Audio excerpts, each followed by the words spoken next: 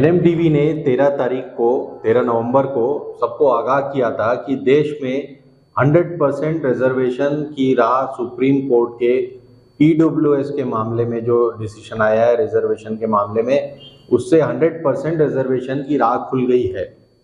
झारखंड ने तुरंत लीड ली और वहां उन्होंने 77% रिजर्वेशन का पासा खेल दिया। अब छत्तीसगढ़ की भूपेश सरकार ने भी ईडब्ल्यू डिसीजन के साए में 76% रिजर्वेशन करने के लिए विधानसभा का विशेष सेशन बुलाया है। यह रिजर्वेशन जॉब और एजुकेशन दोनों में ही लागू होगा। माननीय उच्च न्यायालय के जो फैसले से छत्तीसगढ़ में लोक सेवा और शैक्षणिक संस्थाओं के प्रवेश का आरक्षण जो प्रभावित हुआ है, उसके कारण ही जो विशेष विधानसभा सत्र बुलाया जा रहा है। सुप्रीम कोर्ट का ईडब्ल्यूएस मामले में जो डिसीजन था, वो आने से कुछ समय पहले ही छत्तीसगढ़ हाई कोर्ट ने राज्य का 58% जो रिजर्वेशन का निर्णय था पहले, उसे खारिज कर दिया था। लेकिन अब बदले हुए परिदृश्य में जहां सुप्रीम कोर्ट ने 50% की लिमिट खत्म कर दी है, वहां पर अब विभिन्न स्टेट गवर्नमेंट और रीजनल पार्टियां और लीडर्स को अपनी कास्ट कॉन्स्टिट्यूएंसी को मजबूत करने का मौका मिल गया है। जहां बिहार में कास्ट सेंसस को लेकर भीषण मतभेद हैं और नीतीश कुमार ने इसी मुद्दे पर बीजेपी से नाता भी तोड़ लिया, वहीं छत्तीसगढ़ में इस मुद्दे ने बिल्कुल नया रूप ले लिया है, नया मोड़ ले लिया है। आइए छत्तीसगढ़ में हो रहे इस रिजर्वेशन के खेल को ठीक से समझें और आपको इसके पहलुओं से अवगत कराएं।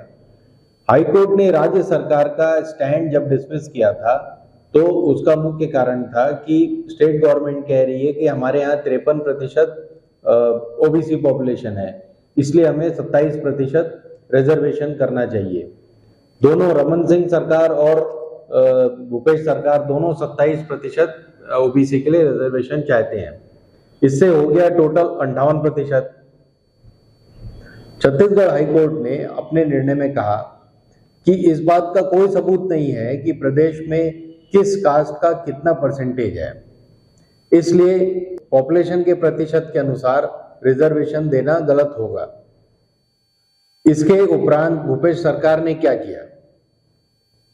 भूपेश सरकार ने आनंद फानंद में एक क्वांटिफाइबल डेटा कमीशन बनाया, जिसके अध्यक्ष एक रिटायर्ड डिस्ट्रिक्ट जज श्री छबिलाल पटेल को बनाया गया।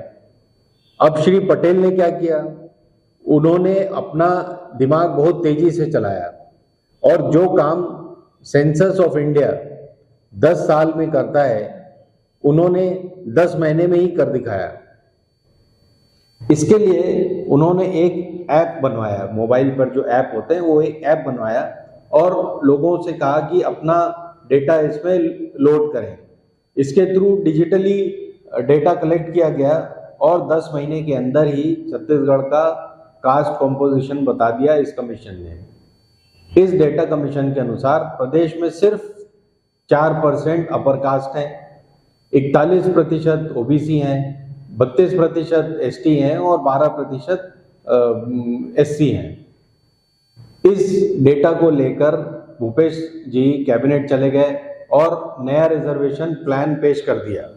इसके अनुसार एसटी को 32% और एससी को 13% और ओबीसी को 27% और ईडब्ल्यूएस के लिए सिर्फ 4% रिजर्वेशन रखा गया। अब सवाल यह है कि इकोनॉमिक वीकर सेक्शन के लिए जो सिर्फ 4% रिजर्वेशन में रखा गया है, जबकि सुप्रीम कोर्ट ने कहा है कि अप टू 10% रिजर्वेशन हो सकता है ईडब्ल्यूएस के लोगों के लिए। अब क्यों प्रदेश की जनता को इससे महरूम रखा जा रहा है? ये सजा देना क्यों जरूरी है? ये प्रदेश सरकार इस निर्णय से कई सवाल उठे हैं। पहला, क्या रिजर्वेशन को 58 से बढ़ाकर 76% करना जरूरी है? क्या कोई भी कास्ट सेंसस किसी भी ऐप के माध्यम से किया जा सकता है? यह है दूसरा सवाल। तीसरा सवाल यह है कि अगर एप्स के माध्यम से जो सेंसस कलेक्ट किया है उसे आधार मान रही है, तो फिर इस तरह के ऐप से बहुत सारी चीजें की जा सकती हैं। जैसे कैबिनेट बैठक बुलाने की क्या जरूरत है, ऐप के माध्यम से सबका डेटा कलेक्ट कर लिया जाए, सब कहाँ या ना किसी भी सब्जेक्ट पे किया जा सकता है। चौथा सवाल यह है कि शेड्यूल 9 में डाल देने से क्या यह संवैधानिक मानदंडों पर यह डिसीजन खरा उतरता है क्या? 76% करने का जो स्टेट गवर्नमेंट का डिसीजन है, आगे इस पर सुप्रीम कोर्ट विचार करेगा। आप भी विचार करिए और हमें अपने कमेंट बॉक्स में दीजिए। धन्यवाद। हिंदुस्तान जिंदाबाद।